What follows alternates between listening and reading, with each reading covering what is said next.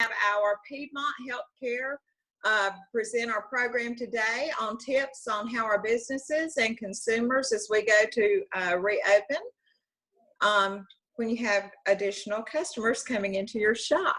Our speaker today is Michelle Fisher. Michelle serves as Piedmont Healthcare's President of Primary Care and Retail Services, a role in which she oversees strategy and operations for primary, urgent, and retail care, and leads Piedmont's employer relations strategy. Michelle has 16-year tenure with Piedmont Healthcare, most recently serving as Chief Strategy and Performance Improvement Officer. Michelle played an integral role in the development of the system's strategic plan and the growth of the system from 2 to now 11 hospitals. Michelle is a member of Piedmont's leadership team, serves as a board member for Piedmont Henry Hospital, and also serves on boards of the Atlanta Beltline Partnership, Encompass Rehabilitation Hospital in Phoenix City, Alabama, and Surgery Center of Athens. Welcome, Michelle. We're so glad to have you.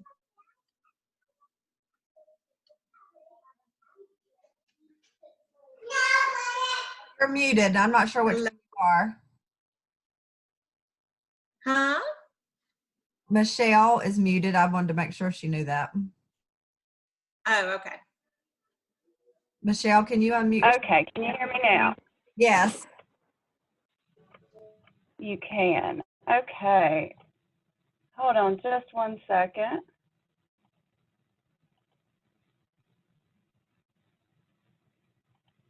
All right. Can you still hear me? Can you guys hear me now? I can hear you. Okay, very good. Isn't that funny? Everybody keeps saying that. If I never hear that again after this COVID crisis, it'll be a good day. Can you hear me? Thanks for having us today. Just really appreciate the opportunity to share our experience and talk a little bit about maybe some ways that Piedmont could be a partner to businesses as they consider and contemplate reopening their businesses. As you would imagine, we have gone through a number of these guidelines and protocols for a couple of months now, refining and editing as the disease has progressed and the dynamics have changed. So first and foremost, just thank you for having us and consider us as a partner for you if there's anything we can do to help you. I do think I have a few of my colleagues on the phone with me today. I think we have most of the executive team from Piedmont Walton Hospital on the line, and a few other folks from my team, Winter Lawrence Meeting, Director of Primary Care Operations. It sounds like some of you have met her earlier. And Alex Custos, who is Executive Director of Primary Care, who oversees all of the primary care and urgent care centers in Athens, in Walton, in Newton, Royal, Henry, and Columbus. And we also have Dr. Tom Wells, which is the practicing primary care physician and also a regional medical director for the Athens and Walton market. So lots of folks on the call, and I may ask that they jump in and add to the conversation if there are questions, and would like Alex and Lauren to present some information towards the end of my presentation. So we'll have to pull them off mute too. So we were asked to present on a couple of topics. One was to provide a bit of a recap of our experience over the last 60 days and how well Piedmont could serve as a resource for the local communities. And on slide 2 that you see here, having been at Piedmont for as long as I have, I thought I would start just by recapping the size and scope of our network, which has changed so much. But I think it's important as context as we talk about our experience with COVID, because Piedmont is now not just the largest healthcare system in the state, but we are also being asked to play a significant role with responding to patient care needs, but also serving as a direct resource to provide input and guidance to the governor's task force on COVID. You can see here our network now spans in large part the entire half of North Georgia. We have 11 hospitals, which represents over 2,000 inpatient beds and hundreds of physician clinics. We serve 2 million unique patients every year, and we are in the largest markets in Georgia and cover 70% of Georgia's population. We added Piedmont Walton to the family in 2018 and have been so pleased to serve your community as a not-for-profit healthcare system with quality, safety, and service as our most important priority. And at Piedmont, we are so proud of that hospital and the work that Larry Eber and Piedmont Walton's CEO and his team are doing every day. So a little shout out to them. On slide 3, I can get into some of our experiences with COVID, and I'd like to just start with a few facts. So our first COVID positive patient was admitted to one of our Piedmont hospitals on March 10th. The number of inpatients grew very quickly over the next 3 weeks, and we reached our highest count in late March, early April. During this time, we rescheduled all elective surgeries and closed many operations. This is probably similar to what many of your businesses experienced around this time, virtually a complete halt to many operations. What is relevant to understand, and this is not necessarily specific to Piedmont, it applies to most large healthcare systems, but that elective procedures and surgeries and imaging studies is generally where hospitals make their margins. So we discontinued all of those services in mid-March, and we're just now starting to reopen those, and I'll talk about that in a minute. But I've had a few questions about how has COVID been such a financial strain for hospitals, because the perception is that we were open and apparently very busy. But the reality is that we decided to modify these operations and serve those patients that were only critically and acutely ill. This allowed us to focus on response planning and also limit exposure to an unknown and highly contagious infection we were still learning about. So while it was the right thing to do, it sure did hurt us from a financial perspective. And not just us, again, that's why you're reading all the headlines about healthcare financial strain across the country. So during the month of April, we were actually only running at 50% of our normal capacity with a much higher expense per case for the COVID patients. They are very sick, generally stay longer in higher cost settings like the ICUs. They require completely different staffing levels and physician support, especially when their condition requires ventilators. And obviously the increased utilization of our PPE and other supplies. So very expensive to take care of COVID patients. And that essentially was all that we let into the hospitals. We also served other critically ill patients, but for the most part, we were focused on our COVIDs. So Piedmont was very fortunate that when we acquired Piedmont Columbus Regional, we acquired not only a highly regarded healthcare partner in that community, but it came with a disaster response command center. So if any of you have seen pictures of what the NASA command center looked like on TV, it resembles monitors across the walls, rows of tables and laptops and phones and whiteboards. This is what it looked like in Columbus for our command center for COVID. We utilized this existing infrastructure starting on March 9th, which we set it up a day before we had our very first patient. We staffed that command center with multidisciplinary teams from around the system representing clinical care, infectious disease, supply chain, communications, HR. They were all working 24/7, collecting issues and working a problem list. They coordinated all of the activities across our entire network, a very, very impressive operation. They served as the single source of truth on our supply and projected demand for all critical resources like ICU beds or ventilators or PPE. They monitored the data, refined our models, established guidelines and policies that kept our entire system as safe as possible and as prepared as possible for the surge of patients that was coming. We pushed out communication on a daily basis to employees, providers, and patients. And once we realized we did not have enough ICU capacity, we accelerated the opening of 3 floors in our Atlanta tower early and stood ready to open new ICU beds in other markets if that became needed. Protocols for all our operations had to be considered and reconsidered on nearly a daily basis. I told many of my colleagues, I do not need a face mask. I really need a neck brace due to all the whiplash, because the dynamics and the pivots that we were taking took place regularly and rapidly. We also accelerated our internal capability to do COVID testing. I get questions about why did we not do more testing earlier. It was really a supply chain issue. Test kits became a rate limiting step for all healthcare organizations. But now we have in-house COVID testing available at most of our hospitals, and there are many more public options available as well. We opened a toll-free number and 4 drive-through testing locations that served as a resource for our patients that were experiencing symptoms. And they weren't sure if it was COVID or something else, but we provided this resource and screened these patients through nurse triage systems and scheduled those COVID testing as needed. The screening criteria to access testing has changed weekly, and like I said, now it is very open with new public option testing available. Almost anyone can get COVID testing at this point.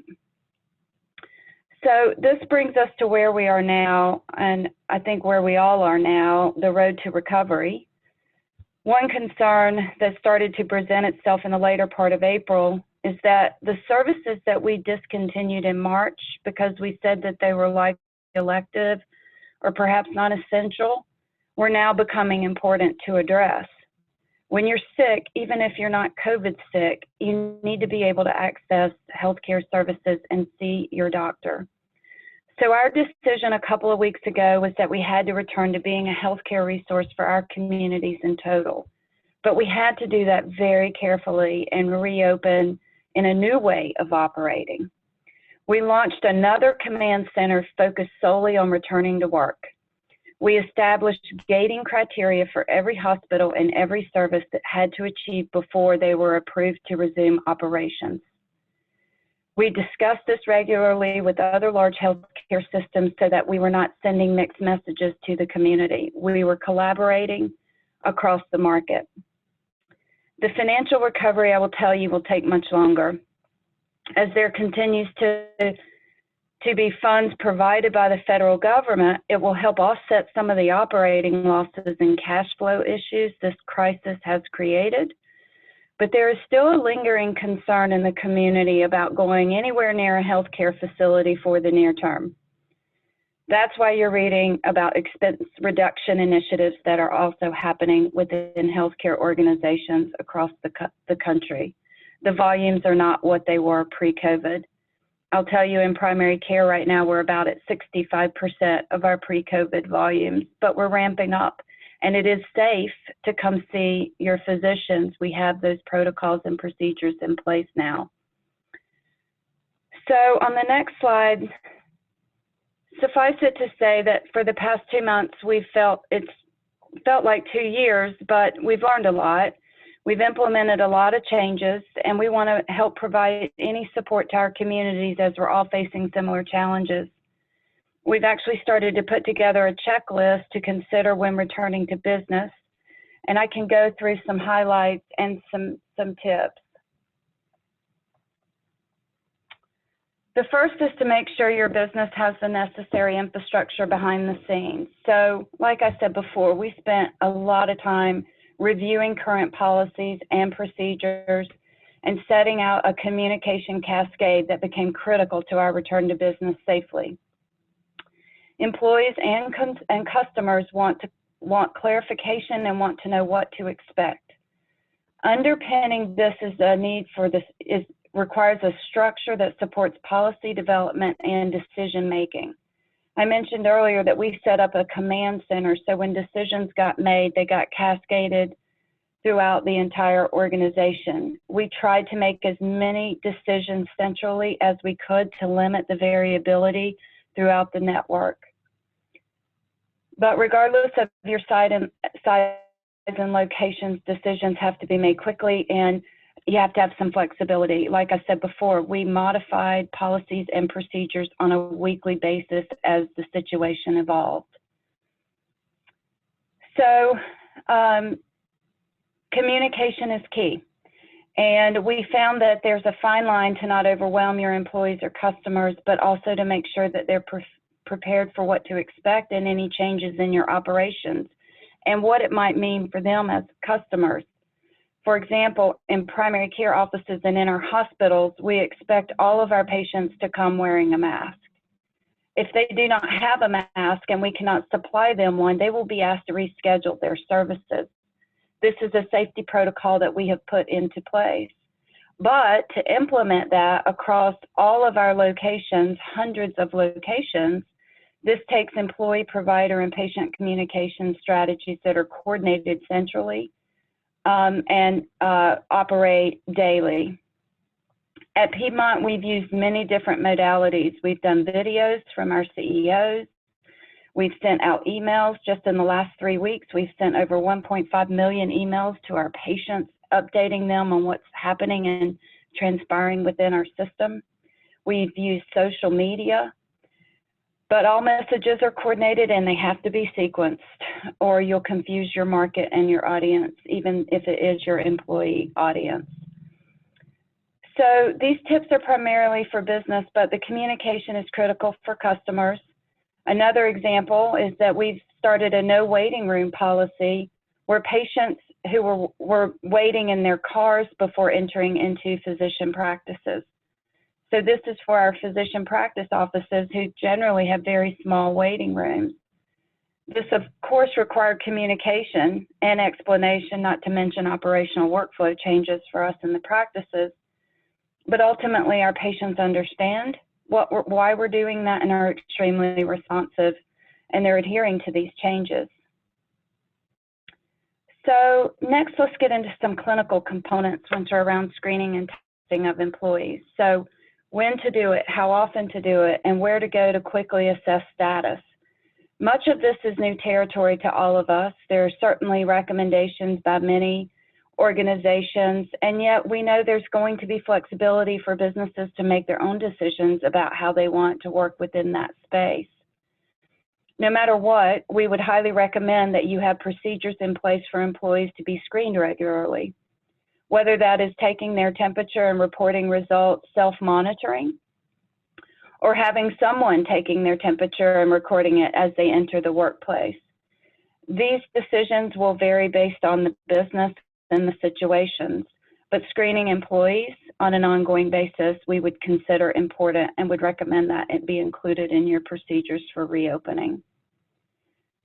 COVID diagnostic testing is primarily indicated for individuals who are symptomatic. And we all know the symptoms by now: the cough, the shortness of breath, difficulty breathing. You have a couple of more other conditions: fever, chills, repeated shaking, muscle pain, headache, sore throat, loss of taste or smell. Symptomatic employees should self-isolate and be referred to a healthcare provider for a visit and subsequent testing. COVID diagnostic testing is also called PCR testing and can be performed at many locations now. Both private and public options exist, as I mentioned before. So after a patient tests positive, the CDC has clear guidelines outlining when an individual should discontinue self-isolation and possibly return to work. So symptom-based strategy is when individuals are self-isolating due to COVID symptoms, and they can stop isolating once at least 3 days have passed since recovery, and at least 10 days have passed since symptoms first appeared. Testing-based strategy, which may be difficult to operationalize without readily available test supplies, but again, there's testing solutions out there, but they have resolution of fever without the use of fever-reducing medications, improvement of any respiratory symptoms, so their cough has resided, or shortness of breath, and they have at least 2 consecutive negative test results collected within 24 hours apart from each other. Both strategies can be effective and may be determined by testing availability or based on business decision, but those are the CDC guidelines. Many consumers are also asking about antibody testing. So, and you all may know this, but an antibody is a protein made by our bodies in response to an infection. So when you test positive for COVID-19 antibodies, if you test positive for the antibody test, it does not necessarily indicate you're immune to COVID. It does help us understand who likely has been exposed to the virus and has started to build up the antibodies. We have not seen this at being used in return to work strategies yet, and it's essentially because the presence of antibodies does not indicate that you don't have the disease or you're immune to the disease.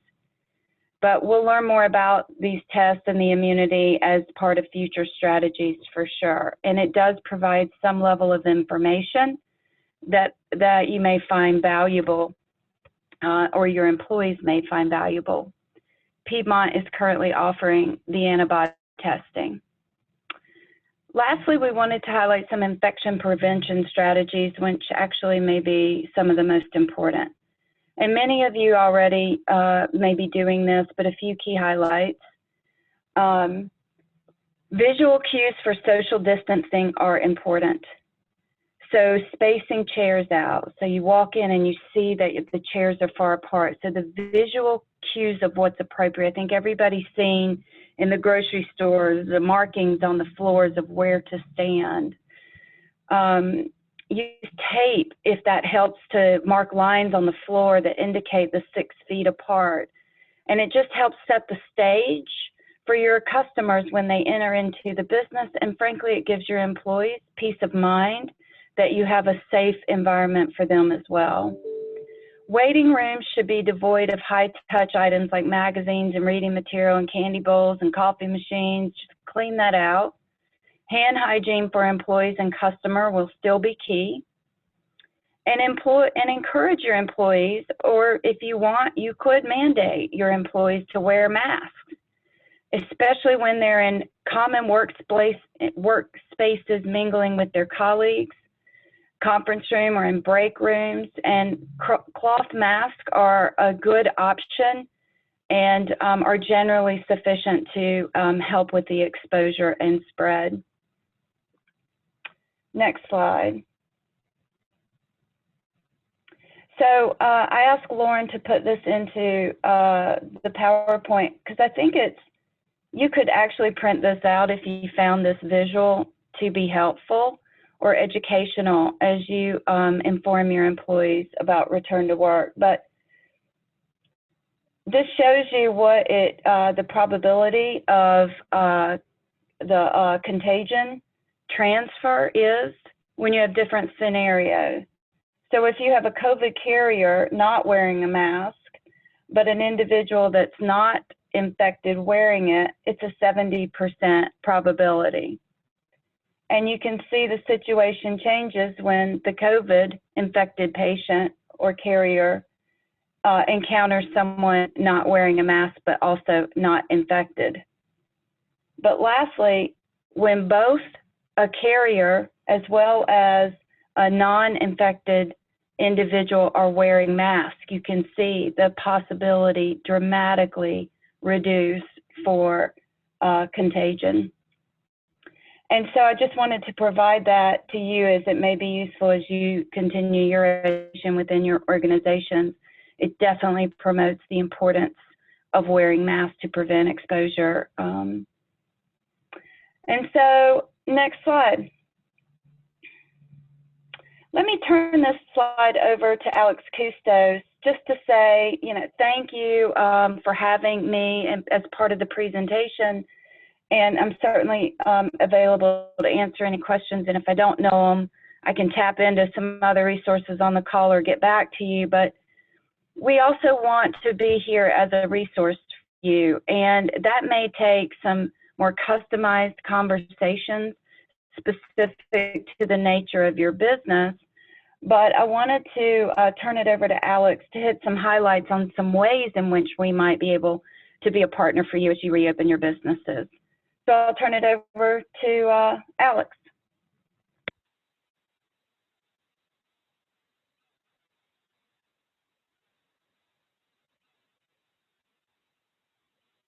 Alex, you're muted. You'll need to unmute yourself.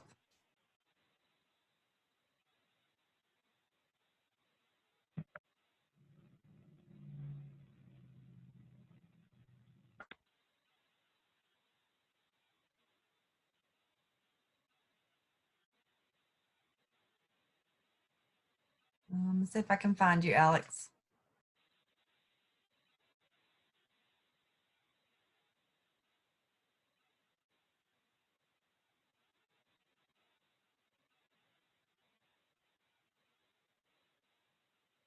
Alex, I don't show you muted. Can you try to talk to us?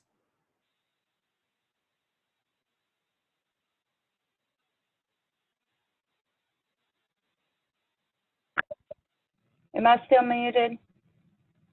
You're not muted. Okay, well, put the slide back up and let me try and hit some of the highlights for Alex. It looked like Alex had earbuds in. I wonder if it's not picking up his microphone. Oh, okay. Well, basically what we've done through our urgent care network is we've started to think about what are some areas that we could provide services to employers that may be seeking some assistance. And one of the things that we thought that we could do is work with our employers if they have questions around screening services, any protocols, and the development of those. We certainly have what Piedmont is doing as a reference point. We have the CDC guidelines. We can help tailor those for your organization and provide any sort of input or reaction that if you so need that. We can also potentially help staff screening activities. So if your organization said, you know what, our business is going to screen every employee coming into our locations at these entrances at 7 a.m. and 7 p.m. every day, but we need a nurse to do the screening and do the recording of the temperatures and other information. And we need that RN to be working with our HR leaders to help make sure that it transfers back into our HR databases or information or whatever needs to happen there. And we could potentially help staff those screening stations if you needed that. We also can help with large-scale testing. And so we've had some of local businesses say, you know what, day one, I want to mandate 100% of the employees get COVID testing. I want to just start with a clean slate. Even though I know within 24 hours they could have gone to the grocery store or the hairdresser and come in contact again, I still just want that peace of mind. If you wanted to do any large-scale mass testing, we could work with you and see what we could do to help you get your employees through some type of testing rapidly. Our results right now are running about 2 to 3 days turnaround. And so we could maybe set up a program to help you there if you needed that. Certainly on any work environment, protocol standards, any other sort of social distancing, if you wanted us to come in and sort of look at your workplace environment and just give you our 2 cents on that. And just from our clinical perspectives, we can have some of our clinicians help you with that. And then certainly if you have protocols on how you want your employees that may test positive for COVID, how do we get them back to work safely and in a quick way, but also making sure that they're following the best practice guidelines for when to return to work safely. So those are just some buckets. We're certainly open to conversations with individual business leaders because maybe there's something else they'd like our assistance with, or just us to help review any policy, procedures, guidelines, or provide services directly to their employees. We're certainly happy to work on those solutions on an individual basis. And so I think that's what Alex was going to cover. And then Lauren, did you have the checklist available?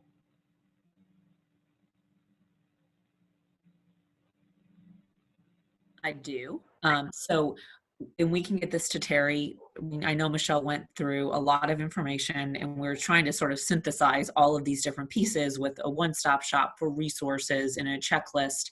And so we've put together a lot of what was covered today with a few other items that we think could be helpful. As Michelle mentioned, we've all sort of been through the ringer for the last couple of months, and it's really worth it to share lessons learned and support each other through this. And we're hoping this resource can be helpful to businesses as you think about what do we need to make sure we're doing. And so Terry, I think I sent this to you, but I will resend just in case. And happy to share this broadly as you see fit. That's great, Lauren. Thank you very much. I think our members will definitely find a checklist helpful to just sort of sum it all up and check the areas that fit their business for sure. So some great tips, great ideas. Mm-hmm. But yeah, please send me that and I will send it to everybody on the call today. So now we're going to open it up for questions. I particularly was interested in the last slide because I do think some of our members look at the big picture and how, they're looking at reopening. I know Lee was talking about when we first got on the call, the bank is looking at reopening for appointments only.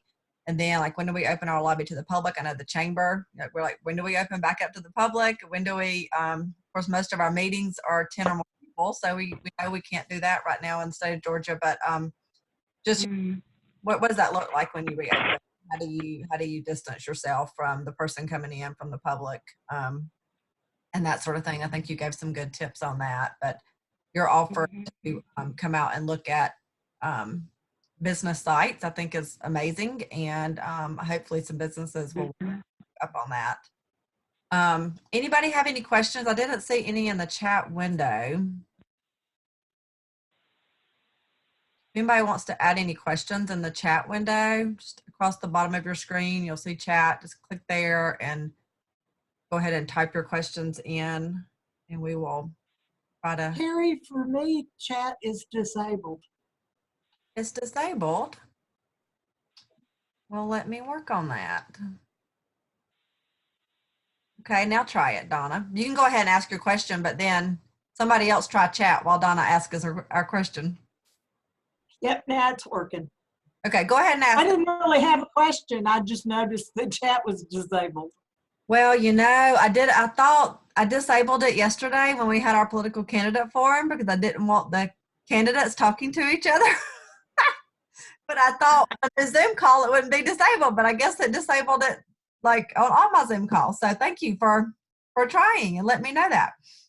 So it should be corrected now. If anybody has any questions and want to type it in chat, go ahead and do that. I'll tell you what I'll do. I'll give you time to think about that. I'll go ahead and give you some chamber updates really quickly. And okay, wait, we got questions. So we're going to go ahead and start filling the questions. So what is the COVID status in Walton County as of now? And I haven't looked it up. I know they update at 12 o'clock every day, but has anybody else looked it up? Michelle, Lauren, Alex, any of y'all looked that up today? I don't have that statistic readily available, and I apologize. Perhaps I should have had that number on the ready. But if anybody on the team or any of the Walton Hospital execs, if y'all know that, please jump in. But I don't have that stat. That's fine. They said this morning that the death for Walton County was 7, and that it's still going through the nursing homes. So that's, I think, the biggest issue now for Walton County is it's in the nursing homes and is taking lives there. Yeah, Kathy, I was just looking at the DPH county level stats as well, and that does seem accurate. And I don't know if Larry or anyone's on to talk about what's happening in our hospitals. I do think, though, from the Piedmont perspective, very thankfully, we are seeing a steady decrease in cases, thank goodness. Although we know that there's potentially a a second surge coming. I saw that question in there, Yeah. and I know Michelle and Alex can speak to this, but we're keeping on making sure we have the capacity available, the PPE, the ventilators, et cetera, because we don't know what it's going to look like. And Michelle didn't say this, but we were using the national models, IHME, and it was showing that every bed in the entire state could be filled. And we luckily didn't get there, but you have to prepare for that. And so that's how we're looking at some of the second surge. I don't know if my team wants to add into that.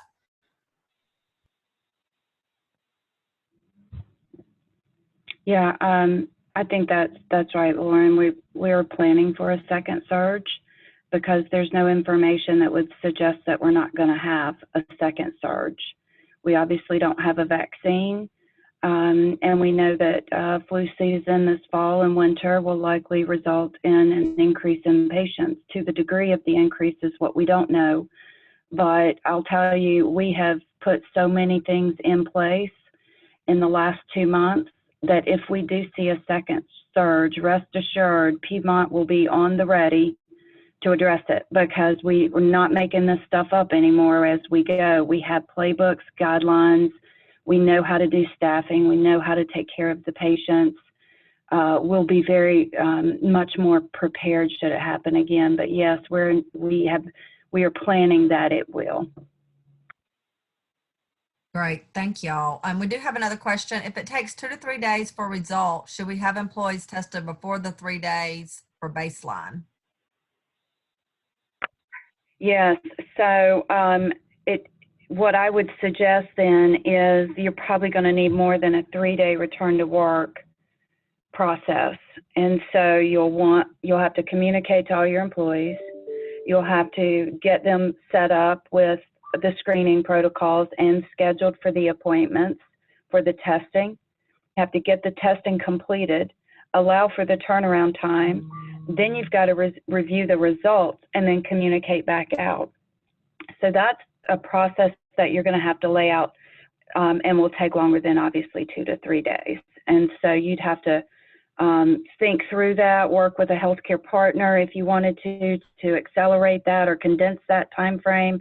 But it's likely probably going to take more than 2 to 3 days to get 100% of your employees through a process, especially if you're in a large-scale operation. Okay, thank you. And the next question is, what is the thought about schools returning? And I'm guessing that's for the fall, since they're not returning this school year. So I guess that question in the fall. Gosh, I don't know if I'm the best expert to talk about schools returning. Dr. Wells, are you on? Do you have thoughts about that? He promised me he was going to be here for backup. He is on. We can't. Something with his mute we can't figure out. He's not muted, but we can't hear him. Oh, he's probably with Alex. So at Piedmont, we invested in the WebEx platform, not the Zoom platform, because of some of, the Zoom bombing issues that were being faced early on. So we're very good with WebEx. It is good with the Zoom, although Zoom is way easier to see everybody and use. Yeah. I mean, I think that's just my 2 cents. It's, my son, he goes to Woodward, and we've had the remote schooling like everybody else. And even through summer school, we're doing some remote summer school. And I think that the schools are really struggling with how to do this in a safe way, but they also recognize that the environment of kids coming together and the advantages of them being together is also part of the experience of education. And so you do lose that with a pure remote learning option. I know that some of the schools are considering, how do we bring them back on certain days, have days to clean the facilities, have not as many kids at one time, rotating Zoom classes with in-person classes. And I think that's going to be the work of the summer for them, is to figure out how and when to do that safely. And so I think that's the only thoughts I have on that. Is it's a real issue to think through, and I think the academic organizations have to sort through that. And to add on that, Michelle, I'm not clinical, so full transparency there. But I do think that the schools are looking at return to business very similar to everyone on this call. I mean, I have a young child in daycare, and they're talking about masking the 3-year-olds, and they're talking about temperature checks at the door, and they're limiting parents coming into the businesses. And it's really the same kinds of issues that we're all dealing with, because at the end of the day, we know it's masking, social distancing, et cetera, that's going to help stop it. It just becomes way more complicated when you're looking at children, and a lot of them all together. Dr. Hey, this is Tom. Sorry, I dialed in. I used another device. I think what Michelle and Lauren have hit on are correct. I mean, I think a lot of it's going to depend on, what's going on over the next month to two, is seeing where our cases go and seeing how that looks. And I mean, I think some of it's going to depend on each individual school system, or also the like daycares and things like that. It's where we're at as far as PPE. Are we wearing masks? We're not wearing masks. Are you able to get those appropriate amount of masks? Are you able to get the appropriate amount of cleaning supplies and setting that up? I know my boys go to Prince Avenue. The things we're looking at is we've never had a school nurse before, so we're actually instituting hiring a school nurse as part of the return to what we're thinking of the return to school in the fall program, is instituting that.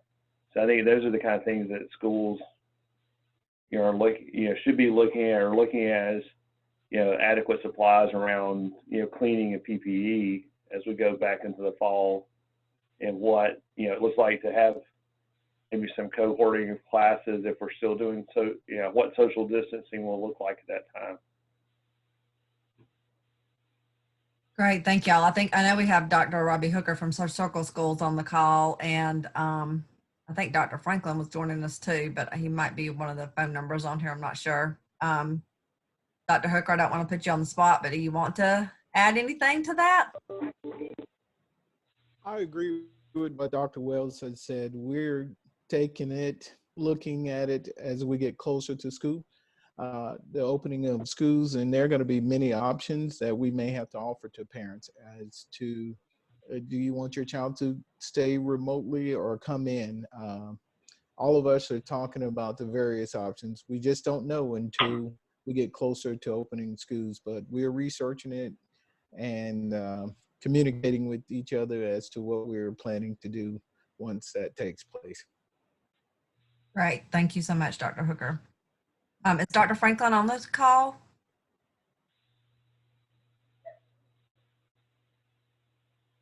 Might not have been able to join us. We do have another question. How is Piedmont handling the antibody testing in regards to insurance or private pay?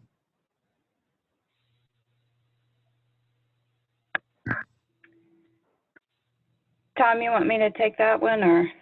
Well, I mean, I'm not sure exactly from the business end of it. I know we did publish some data out of the practice sites about what the self-pay rates would be for Quest and things like that, where we're, some of the commercial labs, and we're processing out just like a regular, we're asking the people for the antibody testing come in for an office visit or for a video visit.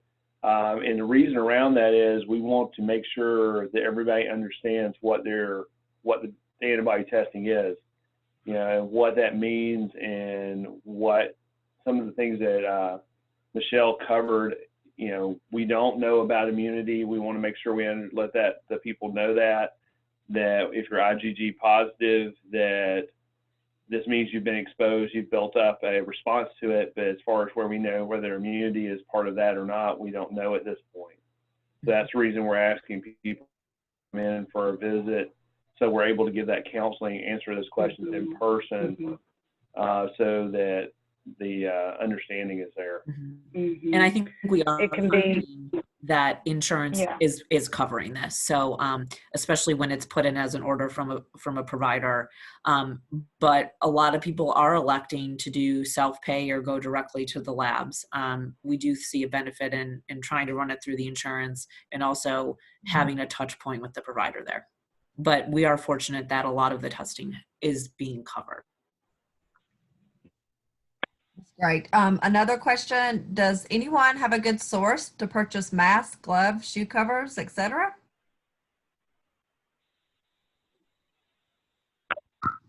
If they do, they should let us know too.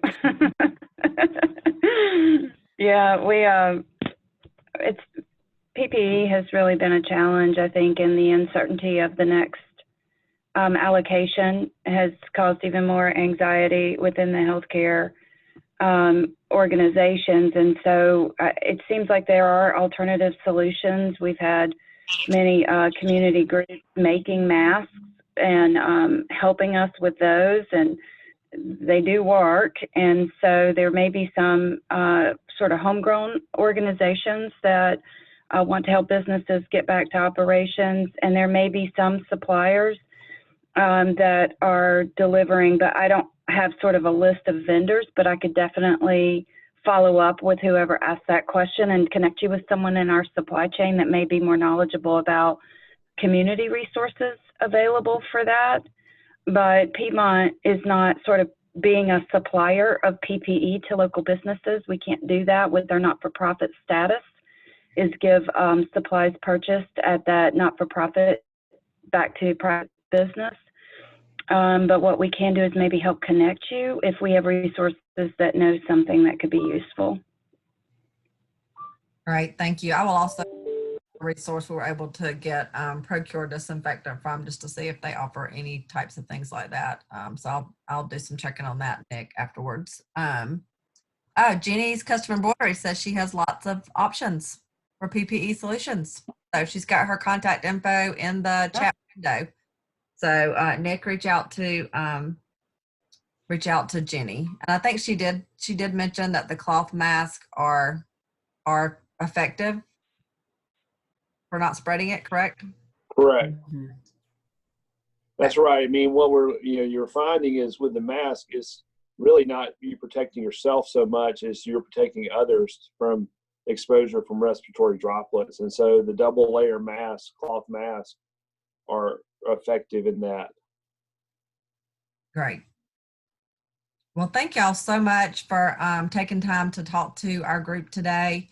I know I've certainly got some helpful hints for when we decide to reopen the chamber office, and I'm sure our businesses on the call did as well. Or if y'all are okay with me sharing your contact info, then I can do that, or we can send everybody through Heather. Heather, I know you're listening. You'll love me for that one. Send everybody through Heather at Piedmont Walton. So y'all, you can let me know that, Lauren, when we get off the call. Okay. And share the other checklist, then I can let them know who to contact for more info. But thank y'all so much. We do have a few announcements I'll go over real quick. So in case you missed it, we sent out an email this week. Facebook at Stanton Springs gave us $175,000 to be used for small business grants. So if you missed that and you're a small business in Walton County, like to apply, you can find the application online under Small Business Resources. So I just want to make sure everybody is aware at waltonchamber.org on our website. We have, there's a kind of a front tab right on the website. You click on that, and then it has clickable resources. So Small Business Resources is where the Facebook grant can be found. Terry, I saw where you had asked about where to find the numbers. There's a health resources underneath there, and we can add this information there as well from today's call. But under health resources, there's links to see the daily updates. They update it twice from the state. And so, or nationally, I guess, because you can click on, the state of Georgia to get those stats, and you can click on the Walton County to get Walton County stats. So that's where you can find all of those links on our website. If you have trouble finding it, shoot me an email and I'll send you a direct link to it.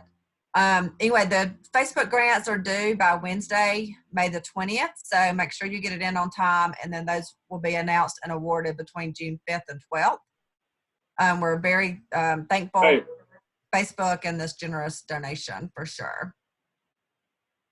Tomorrow we have Women in Business. So all you women on the call can join us tomorrow at 12. You register today for that. You'll get the Zoom link when you register. Political candidate forums, we held one yesterday, and that was for district attorney, superior court judge, and sheriff. And the link will go out in an e-news that's going out, scheduled to go out this afternoon, but also can be found on our Facebook page. We have another forum tomorrow, and that is for County Commission Districts 3 and 6, School Board District 7, and County Coroner. Those are done on private Zoom, and then we're sharing the links on our social media so that you can have access to listen to the candidates. Chamber chats around Walton. If you've missed these, we've had a lot of fun with these. We started this last week. First guest was Mayor John Howard from the city of Monroe, and he was on last Wednesday. You can find that recording on our Facebook page. Monday, we had Mayor David Keener of Social Circle on as our guest. And then today at 4, we'll be going live with Mayor Ray Martinez. So those are live every Monday and Wednesday at 4 p.m. And just asking updates about the businesses. Are they open or not? Just sort of a status update of the community events, that sort of thing. And then next week on Monday, we have Dr. Nathan Franklin. And then on Wednesday, we have Dr. Robbie Hooker as our guest. So we'll chat with them next week. So again, that's all Facebook Live, Mondays and Wednesdays at 4 p.m. And then next week, we just scheduled a talk with Kathy Houston of the Houston Group. Thank you, Kathy, for offering your time again. She did a talk back a month or so ago. All the weeks and days run together, as you all know right now, but on the PPP loans. And so now she's going to come back and do a talk. Okay, you got the loans, now what? How do you make sure that you're tracking and you're staying in compliance with what you can use the funds for so that you don't have to repay them? So that chat is going to be next Tuesday at 10 a.m. and we'll send out links to access that on this Friday.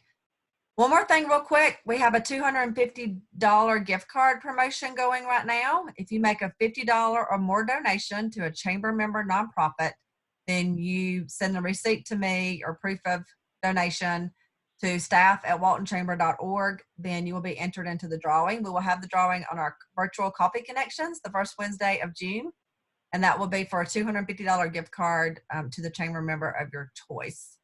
You can find links to make online donations on the chamber website. If you go to our blog post, there's a blog about the $250 gift card promotion and the nonprofits that submitted information and links for you to be able to donate.